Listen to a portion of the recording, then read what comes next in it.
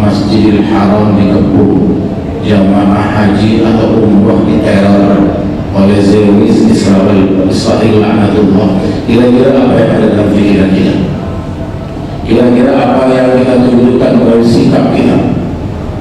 tunjukkan melalui ucapan kita, penetapan kita.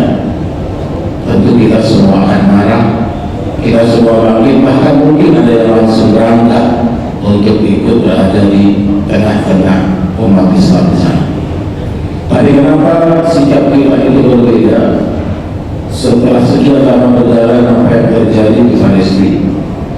Apa yang terjadi dengan Masjidil Aqsa, tempat yang menjadi kiblat pertama umat Islam? Masjidil Aqsa menjadi bagian dari perjalanan sejarah Rasulullah SAW dalam peristiwa hebat, peristiwa luar biasa, Isra Mi'rajnya Rasulullah SAW.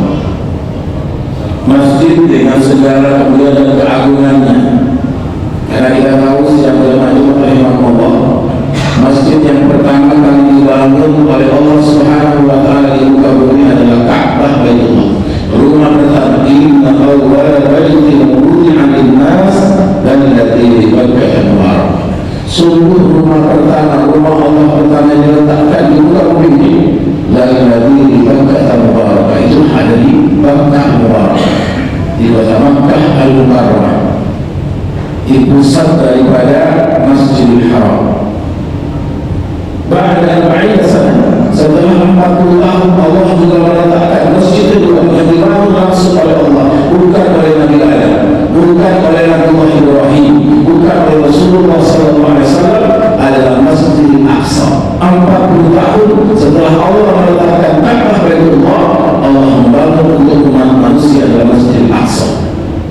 Maka Umar bin Khattab menyatakan dalam ungkapan yang sangat terkenal, wa mal quds indallah illa Makkah. Tiada hal Quds, tiada Baitul Maqdis, tiada Masjidil Aqsa illa Makkah. Di sisi Allah tidak ada bedanya seperti Ka'bah, seperti Masjidil Haram, seperti kota Makkah, kota suci umat Islam. Sikap kita berbeda karena pandangan yang berbeda. Spirit kita berbeda karena kita melihatnya dengan kacamata yang berbeda. Ada yang kita mengukur kacamata itu sama dengan kita melihat Ka'bah, mengukur kacamata itu sama dengan melihat Masjidil Haram, maka tentu kita akan juga bersikap yang sama. Mindset, cara pandang, cara melihat persoalan, cara mengukur masalah, cara melihat keadaan dalam hidup, inilah yang butuh spirit hijrah. Inilah butuh semangat hijrah. Perpindahan Rasulullah SAW secara geografis dari kota Makkah ke kota Madinah bukan semata-mata perpindahan biasa. Bukan karena Rasulullah SAW berhenti dengan dakwahnya, apalagi sampai takut menghadapi kaum kufar pada ketika itu, sama tidak. Tapi ini adalah bagian dari syariat Allah. Ini bagian dari ketentuan dan ketetapan Allah. Rasulullah hijrah dari Makkah ke Madinah karena wahyu Allah, karena perintah Allah, karena amanah dari Allah. Hijrahnya Rasulullah SAW yang kemudian melahirkan tatanan baru yang sangat revolusioner, melahirkan pola kehidupan baru yang sangat luar biasa, melahirkan peradaban yang madani, peradaban yang indah yang belum pernah ada sebelumnya dan tidak akan pernah ada sesudahnya. Perjalanan bagian dari Rasulullah SAW itu semata-mata lillah, karena demi untuk Allah, karena ada wahyu Allah, karena ada desain besar dari Allah Subhanahu wa taala, sehingga apapun yang terjadi di hadapan beliau SAW, beliau tetap mengatakan tidak akan mundur satu langkah pun. Ucapan beliau yang sangat terkenal ketika ditawari untuk menghentikan dakwah, ditawari untuk menghentikan ajakan kepada Allah, ditawari untuk meninggalkan apa yang selama ini beliau geluti, bahkan bertentangan dengan keadaan, bertentangan dengan tokoh-tokoh pada ketika itu, dengan pembesar-pembesar pada ketika itu. Lau wada'u syamsa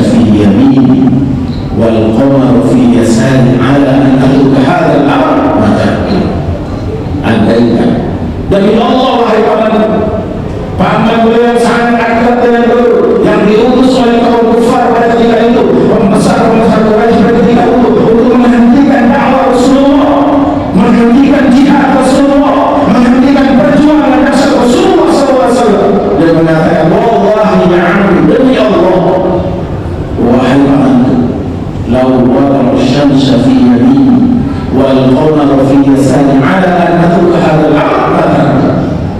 Andaikan mereka bisa mengambil bulan, meletakkan di tangan kanan, mengambil matahari, meletakkan di tangan kanan dan bulan di tangan kiri, untuk aku berhenti dari dakwah itu, untuk meninggalkan dakwah ini, maka aku tidak akan mau meninggalkan sampai aku hancur lebur dan kemenangan akan lahir dari sana. Kemenangan dakwah yang sesungguhnya bukan sekadar banyak yang ikut. Kemenangan dakwah yang sebenarnya bukan sekedar ramai dalam kita, tapi kebenaran dakwah yang sebenarnya ketika kita mampu meninggalkan kesyirikan dan menuju kepada tauhid. Ketika kita meninggalkan apa-apa yang menjadi embel-embel nafsu kita kepada apa yang dikehendaki dan diperintahkan oleh Allah Subhanahu wa Ta'ala, meninggalkan apa yang sesungguhnya menjadi hitungan keuntungan kita sesaat di depan, untuk memetik pesan penting yang disampaikan oleh Allah dan kepentingan yang lebih besar di masa akan datang. Pindahnya Rasulullah SAW dari Makkah ke Madinah bukan persoalan sederhana, karena ada sesuatu yang bergejolak dalam hati, ada sesuatu yang kemudian beliau akan merasakan perbedaan yang jauh. Kenapa? Karena waktu di Makkah Rasulullah SAW menghadap ke Baitul Maqdis, menghadap ke Masjid Aqsa, beliau juga sekaligus menghadap Ka'bah Baitullah. Beliau berdiri di Maqam Ibrahim, maka beliau menghadap Ka'bah sekaligus menghadap Baitul Maqdis, menghadap ke Masjid Aqsa, kiblat pertama umat Islam. Tapi ketika beliau pindah ke Madinah, itu artinya menghadap ke Baitul Maqdis, menghadap ke Masjid Aqsa, beliau harus membelakangi Ka'bah Baitullah.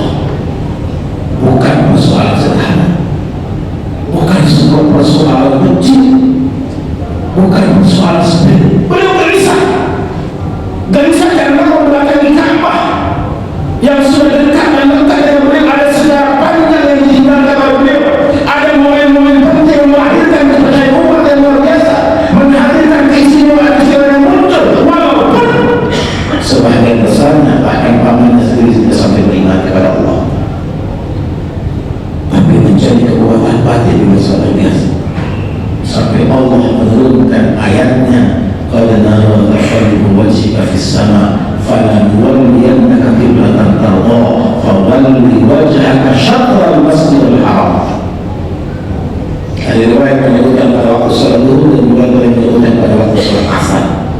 Baru 2 rakaat beliau dalam keadaan terus memohon kepada Allah, meminta kepada Allah ditenangkan hatinya, karena enak rasanya memohon Ka'bah Baitullah. Beliau memohon meminta kepada Allah sampai Allah katakan, kami melihat gejolak hati yang luar biasa. Kami memandang bagaimana rasa dalam diri karena membelakangi Ka'bah. Sekarang palingkan wajah fawalli wajhaka syatral masjidil haram. Bayangkan sedang sholat, Allah perintahkan 180 derajat balik arah. Yang tadinya ke Masjidil Aqsa, yang tadinya ke Baitul Maqdis, balik arah ke Masjidil Haram. Semua kembali tempat itu saat ini apabila menjadi masjid kiblatain. Bagi kita yang berhaji atau berumrah, kita akan datang ke sana untuk mengenal sejarah penting soal bagaimana Rasulullah SAW senantiasa didesain, senantiasa dirancang oleh Allah untuk mengikut mau dan kehendak Allah, bukan sekedar mau dan keinginan Rasulullah SAW. Begitu pula ada peristiwa yang sangat dahsyat, peristiwa yang sangat luar biasa. Ketika Rasulullah SAW diperintahkan, bahkan Allah langsung dari walinya, Allah langsung bertindak menjadi wali dari Zainab, Ummu Zainab binti Jahsy, yang langsung menikahkan kepada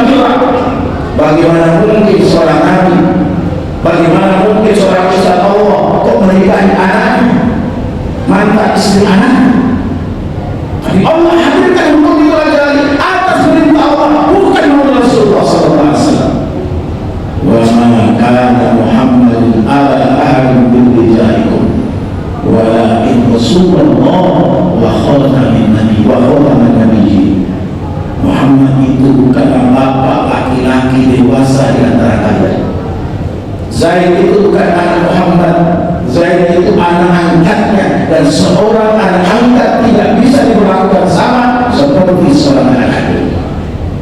Apalagi persoalan-persoalan hukum lainnya. Rasulullah SAW kalau berpikir untuk kepentingan dirinya pasti berdiam, karena pasti menimbulkan gejolak, melahirkan persoalan. Tapi lagi Rasulullah SAW bersabda, Rasulullah dengan perintah Allah Rasulullah dia taat.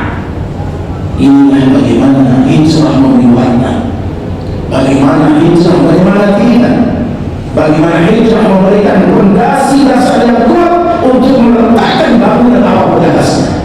Masjid ini kokoh, masjid ini megah, masjid ini kita bisa aman dan nyaman di atasnya karena ada fondasi yang kokoh dan kuat di bawah. Bisa dibayangkan sebagaimana juga rahimahullah, kalau masjid ini dibangun dengan fondasi campurannya tidak beraturan, campuran semen, pasir dan airnya tidak pas, ukurannya tidak tepat, hitungan tidak pas, maka saya yakin kita semua tak mau akan naik. Jangankan naik dan sholat di dalamnya, singgah pun tidak akan mau, karena sewaktu-waktu dia akan runtuh dan roboh karena tidak menunggu yang perhitungan yang baik. Rasulullah SAW memberikan istri. Kehadiran Rasulullah SAW dalam misi dan alam dari Allah setelah meletakkan sampai di Madinah, meletakkan fondasi dasar dan membangun masjid, mempersaudarakan antara muhajirin dan ansar, mendamaikan Aus dan Khazraj, memberi ketenangan dan kenyamanan para Yahudi Nasrani yang ada di Madinah, baru berhasil membangun sebuah peradaban yang sangat indah, bahkan konstitusi terbaik yang pernah ada, yang mencatat sejarah sebagai konstitusi terbaik yang disebut dengan Piagam Madinah. Bagaimana mengatur tata kelola kehidupan yang benar, mengatur tata kelola kehidupan yang sesuai dengan apa yang menjadi hak bagian masing-masing. Tidak boleh ada yang tersakiti, apalagi sampai tertolong. Tidak boleh ada yang teraniaya, apalagi dirusak hak istimewa dan hak dasar istimewanya sebagai seorang manusia ciptaan Allah, makhluk ciptaan Allah. Karena itu Rasulullah SAW dalam ungkapan pertamanya, perintah pertamanya sebagai pemimpin umat pada ketika itu membangun peradaban baru dengan 3 konsep kekhalifahan dan 1 konsep kehambaan. Ayyuhan nas, afsus salam wa at'imut ta'am wa silul arham wa sallu bil lail wan nasu niyam. Sampai hari ini hadis yang disampaikan oleh Rasulullah SAW, segmen beliau yang luar biasa yang merupakan program awal mencanangkan gerakan membangun peradaban modern.